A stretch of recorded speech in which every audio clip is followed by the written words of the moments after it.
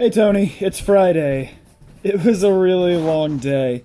I just got home about 45 minutes ago, and that gave me time to eat and spend a little bit of time with Taylor. Not much, but a little bit.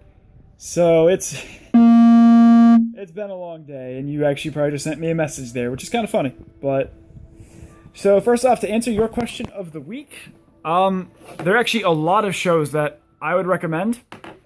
They are all on Netflix, though. Now, Taylor and I have a Netflix account, and we have a spare spot open, so if you ever want it, just let me know. Because we have a spare spot, and there are a lot of good shows on Netflix. So without any further ado, this video is going to be about shows that I recommend to you, Tony. First off, the ones that I'm sure you will enjoy, definitely watch the Marvel series. The Marvel Netflix series are phenomenal. I mean, like, Daredevil is great. Also has one of my favorite actors playing Daredevil, which is cool. Jessica Jones was phenomenal and has David Tennant playing the villain, so that's great.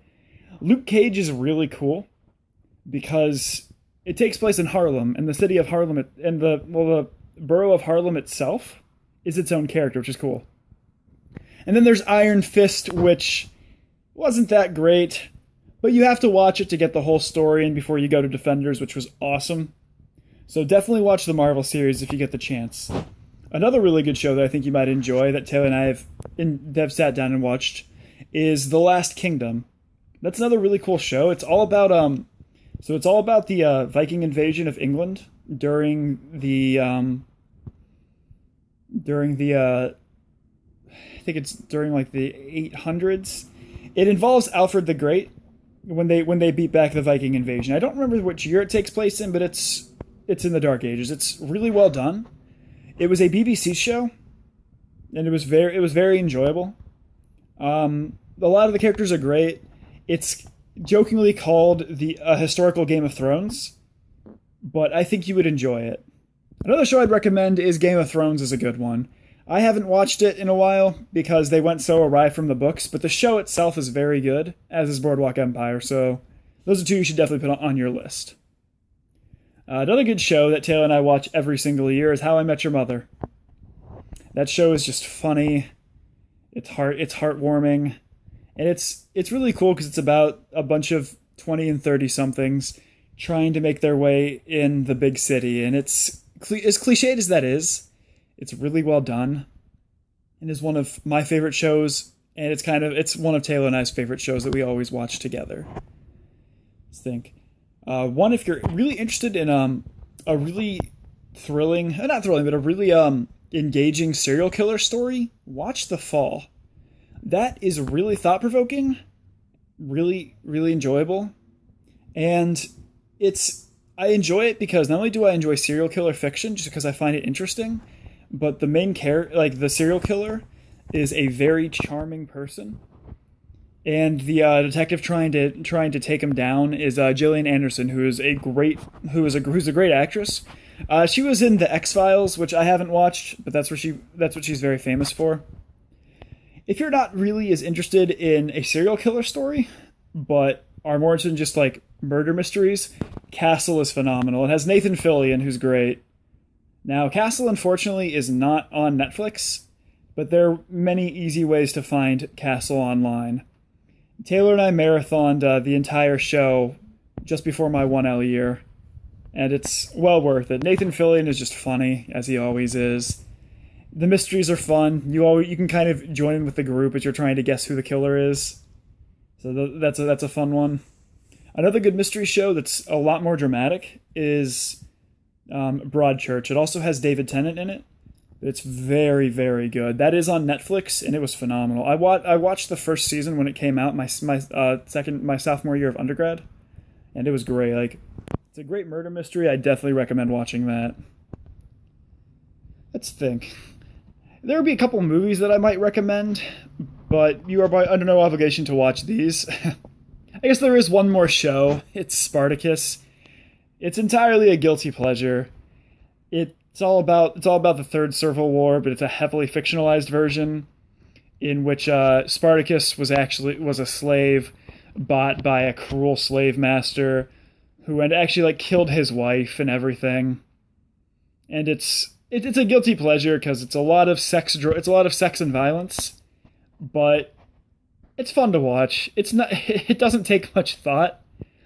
And the storyline is at least moderately entertaining, especially if you like ancient Rome, so that's a good one to watch. Now we'll go into a couple movies. I might get some flack for this, but it's worth watching the Death Note movie. It was by no means a good movie, but it was worth the hour and a half I watched it with. I had some complaints. I had some things I liked about it. Like I said, it was not a good movie, but it was a movie nonetheless. So that's not a bad movie to watch either.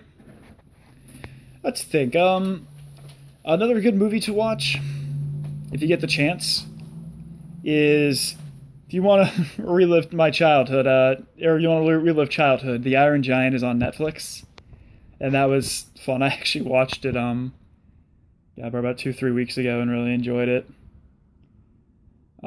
Into the Woods is a great movie. You know, I was in that musical way back when, and I really enjoy it.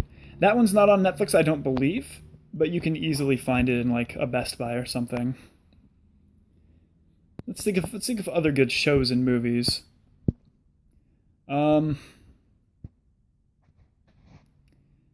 One show that I watched and really enjoyed was Sherlock is good, as is Supernatural, but those weren't the ones I was thinking of. Oh god, what was the show? I can't remember. It was on Netflix. You can honestly just scroll through a lot of shows on Netflix, and a lot of them are well worth the effort. Arrested Development is pretty funny. It has a young Michael Cera in it, which is enjoyable. So that's another one I'd recommend.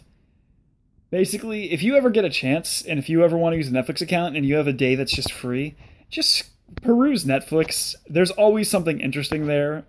Like, there was one movie I watched when I was still in Toledo it was senseless. It didn't have a great story, but I really enjoyed it. That was called Bounty Killers. Just because the storyline itself was interesting. Even if the story, the idea behind the story was interesting, even if the story really wasn't that great. But that was definitely well worth the 2 hours I spent watching that movie at like 2 a.m. one night when I couldn't sleep. But like I said, Tony, if you ever want to get a Netflix account, just let me know. Oh, two other movies I'd recommend if you get the chance. Devil's Pass is a really cool psychological thriller. As is, I think it was called Time Stoppers, if I remember correctly. That was a really good movie because it was a very, very small movie in which it only had about 5 people who were acting, about 6 actors in it, only 3 of which were really that important. But the story took place entirely within 2 apartments, and it was very cool of how claustrophobic it is. So that's one I'll definitely recommend. It has Kristen Panabaker in it, so you can just search her name on Netflix if you ever get the chance. That was well worth it. As was iBoy, which was kind of it was another psychological thriller, but it was kind of a techno thriller as well. That was one that my friend Casey recommended, and it was enjoyable. Taylor and I watched that one last year at some point. It was enjoyable. But Tony, those are my thoughts of movies you should watch. It's been a long week, so this video wasn't my usual thought-provoking video. But for your question of the week, Tony, do you want our Netflix information? We have a spare account for you if you want it. Tony, I'll see you on Tuesday. Later, bro.